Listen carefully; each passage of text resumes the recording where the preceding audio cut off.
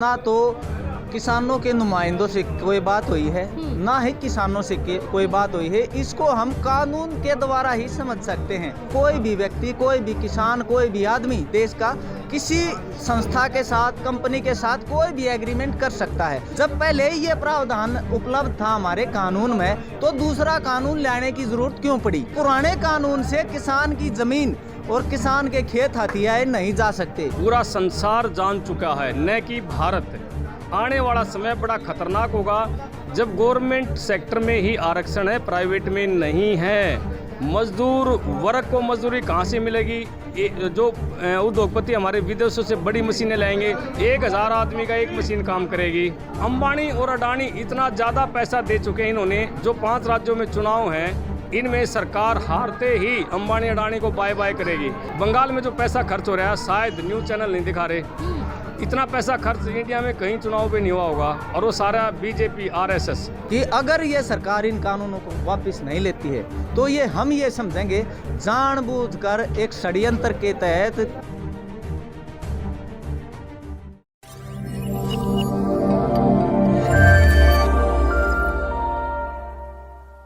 को ਤੁਸੀਂ देख रहे हो पंजाब न्यूज़ तो मैं हरजीत कौर। शहीदां ਨੂੰ याद किया जा रहा है। उत्थे ही साडे एडवोकेट भी इस किसानी अंदोलन ਦੇ ਵਿੱਚ पहुंचे ने। उन्हां शहीदां ਨੂੰ नमन करन दे लई ਤੁਸੀਂ देख सकते हो इन्हां दे हत्थां दे ਵਿੱਚ तख्तियां फड़ियां होईयां। पहलां उन्हां ते नज़र मार लैंदे आ कि ਉਹ इत्थे इस किसानी अंदोलन ਦੇ ਵਿੱਚ तख्तियां ਦੇ ਜ਼ਰੀਏ मैसेज दे रहे हैं। ਤਾਂ ਤੁਸੀਂ देख सकते हो कि तानाशाही गुंडागर्दी मुर्दाबाद लिखिया होया। एक पासे लिखिया कि खेती बचाओ, देश बचाओ, किसान बचाओ, देश बचाओ। जिस तरह असीं कह सकते हैं कि अज किसानी अंदोलन की अंदोलन चल रहा, किसान विरोधी बिलों के खिलाफ लड़ाई चल रही है, तो सारे ही इस दे विच अपना जिहड़ा योगदान है वो पा रहे हैं। सो साडे नाल एडवोकेट मौजूद ने, गलबात करांगे इन्हां नाल। गलबात तो पहले स्वागत है जी। सत श्री अकाल। नमस्कार जी, मैं Narendra Balhara, advocate, Indian association of lawyer, Sonipat जी।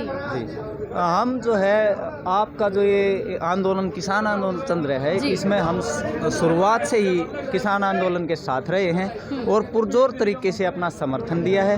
और इन काले कानून जो किसानों पर सरकार ने बगैर उनकी सलाह मशवरे के और बगैर किसान को समझे किसानों पर थोपे हैं, उनके बिल्कुल खिलाफ हैं और हम किसानों के पूरी तरह से साथ हैं। सर कैसे देखते हैं? एक तरफ तो ये बोल रहे हैं कि हमने किसानों से पूछ कर ये बिल बनाए हैं, एक तरफ कहा जाता था कि किसान इनको समर्थन कर रहे हैं क्योंकि कुछ लोग यहाँ पे बैठे हैं जो किसान गुमराह किए हैं, वही बैठे हैं। आपने बोला कि किसान इनका विरोध कर रहे हैं, लेकिन अभी भी उनकी तरफ से गुमराह किया जा रहा है कि ये बिल आपके लिए सही है, हमने किसानों से पूछ के बनाए हैं।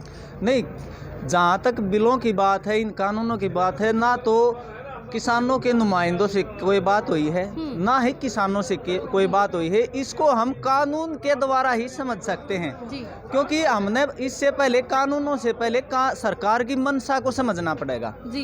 जो कानून किसानों पर थोपे हैं, उससे पहले भी अगर हम एग्रीमेंट के कानून में जाए, जो कॉन्ट्रैक्ट एक्ट की खेती के बारे में है, अगर उसका आकलन हम करें, उसके सेक्शंस पर जाएं, तो उससे पहले, उसको बनाने से पहले भी हमारे कानून में ये प्रावधान थे कि कोई भी व्यक्ति, कोई भी किसान, कोई भी आदमी देश का किसी संस्था के साथ, कंपनी के साथ कोई भी एग्रीमेंट कर सकता है। वो उसकी कंडीशंस पर डिपेंड करता है। जब पहले ही ये प्रावधान उपलब्ध था हमारे कानून में, तो दूसरा कानून लाने की ज़रूरत क्यों पड़ी? इसके बाद हमने कानूनों को पढ़ा और महसूस करा कि वो इसलिए ज़रूरत पड़ी कि पुराने कानून से किसान की ज़मीन और किसान के खेत हथियाए नहीं जा सकते। नए कानूनों से किसान की ज़मीन, ज़मीर और उसकी आमदनी के साधन और स्रोत सारे हथियाए जा सकते हैं। ये कानून में लगातार जो वो सेक्शन लिखे हैं, जिस मंशा से लिखे हैं, उनसे हम पूरी तरह से वाकिफ भी हैं और समझ भी सकते हैं। बार बार सरकार का ये कहना है कि हमें बताओ तो काला क्या है। हम ये कहते हैं कि तुम पढ़ तो लो, उनमें काला है, सारा ही काला है। तुम पढ़ तो लो, उनमें सारा ही काला है। उस आदमी की मन पहले सरकार जब किसान से पूछ रहे हैं, उससे पहले उस आदमी से पूछे जिसने कानून बनाए हैं, कि जब किसान कह रहे हैं, किसानों के नुमाइंदे कह रहे हैं, हम वकील कह रहे हैं, यहाँ दुनिया भर की एसोसिएशन आई हैं, हमारी एसोसिएशन भी लगातार किसान के साथ है। और हमारी एसोसिएशन कोई ये नहीं है कि हम 5 आदमी यहाँ खड़े हैं। हमारी एसोसिएशन देश के हर ज़िले में हमारे नुमाइंदे हैं, वकील साथी हैं और कानून के बारे में पूरी तरह से जानकार भी हैं। और इस आंदोलन में जितने भी किसान साथी हमारे अंदर गए हैं या जो भी संघर्षशील साथी थे, उनके लिए हमने फाइट भी करी है, चाहे जिला लेवल पर हो, चाहे दिल्ली हो या चंडीगढ़ हो, हमने जमानतें कराई हैं बगैर किसी खर्चे के। लेकिन उससे पहले हम किसान के बारे में ये बता दें कि अगर ये सरकार इन कानूनों को वापस नहीं लेती है तो हम ये समझेंगे जानबूझकर एक षड्यंत्र के तहत यहाँ इंडिया के, भारत के किसान को बर्बाद करने का सरकार की ये संकुचित मानसिकता है जिस पर सरकार तुली हुई है। जी सर, मैं आपसे पूछना चाहती हूँ कि आप देख रहे हो कि लगातार एक तो पहले किसान विरोधी बिलों के खिलाफ लड़ाई चल रही है, पर वहाँ पर निजीकरण हो रहा है, हर चीज़ का निजीकरण हो रहा है। जैसे हम प्राइवेट बैंक की बात करें, सरकारी बैंकों की बात करें, तो वो भी अब प्राइवेट होने जा रहे हैं। तो क्या लगता है कि पहले तो एक लड़ाई हम लड़ रहे हैं, तो कितनी लड़ाई और लड़नी पड़ेगी अगर निजीकरण हो गया सबका? निजीकरण के लिए तो लड़ाइयाँ तो जब से ये सरकार आई है तब से ही निजीकरण करती जा रही है। और सरकारी जितने भी महकमे हैं, कोई संस्था है, उनको सबको निजीकरण करने का प्रयास कर रही है। और अब तो ये बैंकों का निजीकरण कर दिया। और जैसे कि अब खेतीबाड़ी के जो खिलाफ ही जो ये कानून लेकर आए हैं, ये भी निजीकरण का ही एक मतलब हिस्सा है जो ये कानून है। और ये जो कृषि कानून है, इसमें जो निजीकरण वाली बात है जो वो उन्होंने कृषि कानूनों में लिख दी है। और जिसके तहत कुछ निजी जो कंपनियां हैं, कॉन्ट्रैक्टर हैं, जो उद्योगपति हैं, जो बड़े बड़े कारखानों के मालिक हैं, वो ही निजीकरण कर देंगे इस सारी खेती का। किसानों प्राइवेटाइज हो जाएगा सारा।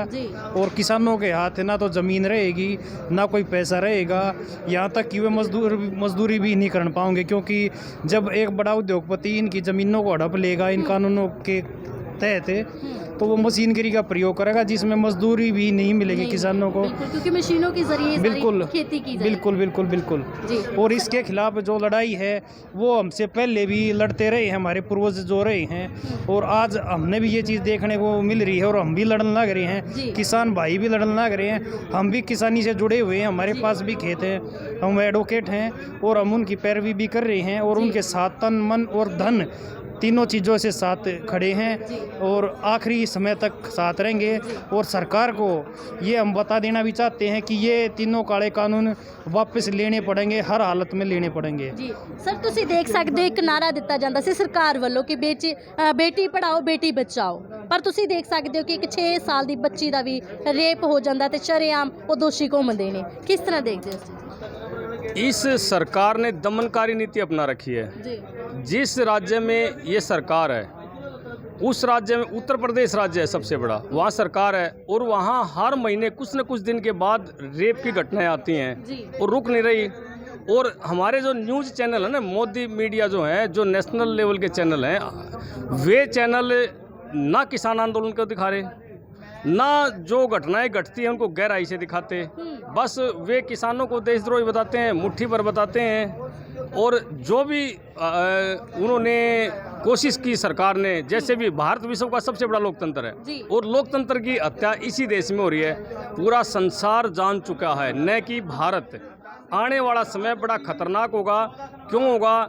निजीकरण, आप पूछ रहे निजीकरण के बारे में। निजीकरण से क्या होगा? जैसे आरक्षण है, ये भी ख़त्म हो जाएगा। मतलब जब गवर्नमेंट सेक्टर में ही आरक्षण है, प्राइवेट में नहीं है, मजदूर वर्ग को मजदूरी कहाँ से मिलेगी? जो उद्योगपति हमारे विदेशों से बड़ी मशीनें लाएंगे, 1000 आदमी का एक मशीन काम करेगी। इसके बाद हमारे बच्चे पढ़ रहे हैं। एक देश में 2024 से पहले भयंकर आंदोलन और आएंगे, मजदूर का, गरीब का, छात्र का। क्योंकि जो बच्चे हमारे आजकल कोचिंग ले रहे हैं, कई लाख रुपए सर्विस में जाने के लिए भी, गवर्नमेंट सर्विस में जाएंगे, हम अच्छे एजुकेटेड हैं, बड़े बड़े कोचिंग सेंटरों में जाते हैं। अब वे बच्चे क्या करेंगे? सरकार क्या कर रही है? आगे गवर्नमेंट सेक्टर में नौकरियां ख़त्म, नई नौकरी क्रिएट करने से प्रतिबंध लगा दिया। जी और हमारे हरियाणा में अभी तुरंत की बात है कि 1057 स्कूलें बंद करने जा रही सरकार। जी उसमें जो टीचर है वे सरप्लस हो जाएंगे। बिल्कुल कई साल तक भर्तियां नहीं होंगी। जी। इस सरकार ने टीचरों की 7 साल हो गए यहाँ एक भी भर्ती नहीं की है, जबकि हर सरकार 5 साल में 2 बार यहाँ भर्ती तक करती कि थी। अगर टीचर संघर्ष करते हैं, प्रोटेस्ट करते हैं, तो उन पर लाठियां बरसाई जाती है, जो एक जिंदगी बनाता है। ये तो लोकतंत्र की हत्या पे करने पे उतरे हुए हैं। बशर्ते कि किसानों से सरकार डर गई है। हकीकत में सरकार बहुत अधिक डरी हुई है किसानों से, लेकिन फिर भी बात नहीं मान रही। किस लिए? अंबानी और अडानी इतना ज़्यादा पैसा दे चुके हैं इन्होंने। जो 5 राज्यों में चुनाव हैं, इनमें सरकार हारते ही अंबानी अडानी को बाय बाय करेगी। अगर आज सरकार जरा सी 1% भी नहीं कहते, हम सोचेंगे किस पर ये जो कानून बनाए हैं इनके बारे में सोचेंगे, विचार करेंगे। वो भी नहीं कह रही। क्यों नहीं कह रही? उन्होंने ये कह दिया सरकार ने, गृह मंत्री ने, प्रधानमंत्री ने, उन्हीं की चलती है। बाकी तो मंत्री जो है लगभग ये मानो जीरो हैं। वे अगर ये कह देंगे प्रधानमंत्री जी या गृह मंत्री जी, हम ये कानून ख़त्म करने के बारे में विचार करेंगे, तो अंबानी और अडानी चुनाव में पैसा नहीं लगाएगा और सरकार धराशायी हो जाएगी। सारा पैसा एक ही चीज़ पर चला है, 5 राज्यों के चुनाव, सब कुछ। ये काले कानून भी इसके बदले किए गए कि बंगाल में जो पैसा खर्च हो रहा है, शायद न्यूज़ चैनल नहीं दिखा रहे, इतना पैसा खर्च इंडिया में कहीं चुनाव पे नहीं हुआ होगा। और वो सारा बीजेपी आरएसएस के 10 लाख लोग बंगाल में गए हुए हैं। सारी जो रैलियां हैं उसमें आरएसएस के आदमी हैं, न कि वहाँ के लोकल। उसको न्यूज़ चैनल बढ़ा के दिखा रहे हैं। अब देखो कितनी भीड़ है। कुछ नहीं है, वो सारे आरएसएस के जो न किराए के आदमी गए हुए वहाँ। ठीक है, ऐसी वीडियो आई जिसमें वो पैसे बांट रहे हैं। ये तो पुराना काम है उनका। पैसा क्या, सारा पैसा। ये जो कानून, कृषि कानून है, ये अगर लागू हो गए तो 2 साल के अंदर देश के 1% आदमियों के पास 99% पैसा चला जाएगा संपत्ति। और यहाँ पर गरीबों को 200 रुपये किलो गेहूँ और 200 रुपये किलो सब्जी, जो आज 10, 15, 20 रुपये किलो खरीदते हैं, 500 रुपये किलो दाल, 500 रुपये लीटर सरसों का तेल, ये लेना पड़ेगा। अगर इसके लिए गरीब लोग तैयार हैं तो ठीक है, अगर वे तैयार नहीं है तो उन्हें आंदोलन में आकर सरकार के खिलाफ आवाज़ उठानी चाहिए। ठीक है जी। सर, आपको क्या लगता है? आपने देखा कि हरियाणा और पंजाब तो एक हुआ है, पूरा भारत हुआ है एक। आज शहीद भगत सिंह का इन्होंने शहीदी दिहाड़ा मनाया ना, राजगुरु सुखदेव, सभी शहीदों को याद किया। क्या लगता है कि जैसे हम कहते हैं कि जब कोई शहीदों को नमन करता है या शहीदों को याद रखता तो लहर उठती है ना, तो संघर्ष करने का भी बल मिलता है। तो यहाँ पे आपने देखा ये सब कुछ? जी, ऐसा है। आज हम शहीदी दिवस मना रहे हैं जी। और हमारे जो शहीद आजम हैं, उन्होंने हमें यही संघर्ष की ही शिक्षा दी है कि हमें संघर्ष से ही कुछ लेना होगा। क्योंकि आज देश के अंदर पूरी तरह से लोकतंत्र पूरी तरह समाप्त हो चुका है। कोई भी अगर सरकार के खिलाफ बोलता है तो उसको जेल दिखा दी जाती है। ये लोकतंत्र पूरी तरह से, हमारी जो लोकतांत्रिक व्यवस्था है पूरी तरह से चरमरा चुकी है। इसके लिए हमें संघर्ष ही करना होगा, हमें संगठित होना पड़ेगा। आज हम सभी वकील यहाँ मिलके अपनी एसोसिएशन की तरफ से वकीलों, किसानों का साथ देने के लिए यहाँ आए हैं। हम पहले भी यहाँ आ चुके हैं।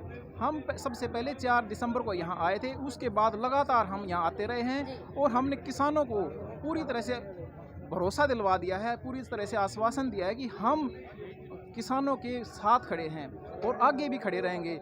और हम मोदी सरकार को ये कहते हैं कि जितना जल्दी हो सके इन कृषि कानूनों को वापस ले, क्योंकि ये अगर किसान, ये विरोधी जो कानून हैं ये लागू होते हैं तो किसान पूरी तरह से बर्बाद हो जाएगा, यहाँ कुछ नहीं बचेगा। पहले से ही किसान बहुत ज़्यादा परेशानी में है। ये बार बार कहते हैं कि हम किसान की आय को दुगना कर देंगे। कब कर देंगे दुगना? ये नहीं कर पाएंगे। ये तो सिर्फ किसान को लूटेंगे। और बड़े बड़े जो पूंजीपति घराने हैं उनके हाथों में एग्रीकल्चर सेक्टर चला जाएगा, किसान बेबस हो जाएगा। ये जो कॉन्ट्रैक्ट की बात करते हैं, इससे कुछ घराने ही संपन्न होंगे, वो पहले से ही संपन्न है। आपको लगता है कि अगर पूंजीपति लोग सरकार चलाते रहे तो सरकार कोई सही फैसला नहीं कर पाएगी? नहीं कर पाएगी, बिल्कुल नहीं कर पाएगी, क्योंकि ये सरकार ही पूंजीपतियों की है। पूंजीपति वर्ग ही इस सरकार को चला रहा है। ये पूरी तरह से सच्चाई उजागर हो गई है। जी। पहले जो मोदी कहता था कि मैं चौकीदार हूँ, मैं चौकीदार हूँ, वो अब पूरी तरह से सिद्ध हो गया है कि वो है चौकीदार। जी। किन का चौकीदार है? अडानी अंबानी जैसे लोगों का ही चौकीदार है। जी सर, मेरा लास्ट सवाल आपसे, आप देख रहे हो कि बड़े ਵੱਡੇ ਪੱਧਰ ਤੇ ਹੁਣ ਬੀਜੇਪੀ ਸਰਕਾਰ ਦਾ ਬਹੁਤ ਵਿਰੋਧ ਕੀਤਾ ਜਾਂਦਾ। ਹਰਿਆਣੇ ਦੇ ਵਿੱਚ ਵੀ ਕੋਈ ਐਮਐਲਏ ਵੀ ਬੀਜੇਪੀ ਦਾ ਜਿਹੜਾ ਕਿ ਕਿਸੇ ਦੇ ਘਰ ਵਿੱਚ ਜਾ ਕੇ ਵੋਟ ਨਹੀਂ ਮੰਗ ਸਕਦਾ, ਤਾਂ ਕਿਸ ਤਰ੍ਹਾਂ ਦੇਖਦੇ ਬਦਲਾਅ ਤੇ ਆਇਆ ਹੈ ਨਾ। ਇਹਨਾਂ ਨੇ ਕਿਹਾ ਕਿ ਤੁਸੀਂ ਪ੍ਰਾਪਤੀਆਂ ਕੀ ਕੀਤੀਆਂ। बिल्कुल ये बड़े शर्म की बात है। जिस जनादेश से ये लोग यहाँ सरकार में आए थे, लोगों का वोट इन्होंने बीजेपी सरकार के खिलाफ लिया था। आज वो लोगों के प्रतिनिधि हैं और उन्हीं प्रतिनिधियों ने उन लोगों का सम्मान नहीं किया, अपमानित किया उन लोगों को, क्योंकि उन्होंने तो इसका साथ नहीं देना चाहिए था, वो साथ दे दिया उनका बीजेपी का। ये बड़े शर्म की बात है, जैसे दुर्भाग्य है कि हमारा। 2024 तक बैठे रहो, हमें कोई फर्क नहीं पड़ता, कानून रद्द नहीं हो गए, तो लगता है कि सरकार टूटेगी। बिल्कुल बिल्कुल सरकार इस हिसाब से तो टूटने की संभावना नहीं लगती, लेकिन हम ये अपील करते हैं किसानों को कि किसानों को पीछे नहीं हटना चाहिए, बिल्कुल भी नहीं हटना चाहिए। जब तक ये काले कानून वापस नहीं होंगे, कोई किसान वापस नहीं जाएगा। जी बहुत बहुत धन्यवाद सर आप सब लोगों का। जी मैसेज देना चाहेंगे। मैसेज देखिए, सरकार ने एक हमारा सुप्रीम कोर्ट, जी सुप्रीम कोर्ट ऑफ इंडिया जी। वर्ल्ड का सबसे शक्तिशाली न्यायालय है, कोर्ट है, जी और हमारे सुप्रीम कोर्ट के एडवोकेट ने किसान बिलों का विरोध किया। क्या सुप्रीम कोर्ट के एडवोकेट इस चीज़ के बारे में ज्ञान रखते नहीं है? अगर ठीक है गलत है? जी। जब सुप्रीम कोर्ट का एक भी एडवोकेट किसान बिल सरकार के समर्थन में एक भी नहीं आया, यहाँ तक कि बीजेपी समर्थित जो सुप्रीम कोर्ट के वकील हैं वे भी समर्थन में नहीं आए। क्यों नहीं आए? उन्हें पता है कि सारा कानून ही काला है। ठीक है, तो सारे देश के एडवोकेट्स विद सुप्रीम कोर्ट सारे किसानों के साथ हैं। जी आप किसी भी न्यूज़ पे एक भी खबर दिखा दो, कोई भी एडवोकेट सरकार के समर्थन में आया हो, कहीं नहीं आया। तो सरकार को समझ जाना चाहिए। कब समझेगी ये पता नहीं, जी समझना पड़ेगा, जी क्योंकि आम नागरिक की बात समझ में आने लग रही है। जी लग नहीं, पूरी नहीं लगी है, लग रही है। जिस दिन पूरी लग जाएगी, सरकार को अपने हमारे मंत्री और प्रधानमंत्री को ऑफिस भी छोड़कर भागना पड़ जाएगा। जी। ये दिन आने वाला है। क्या बात है।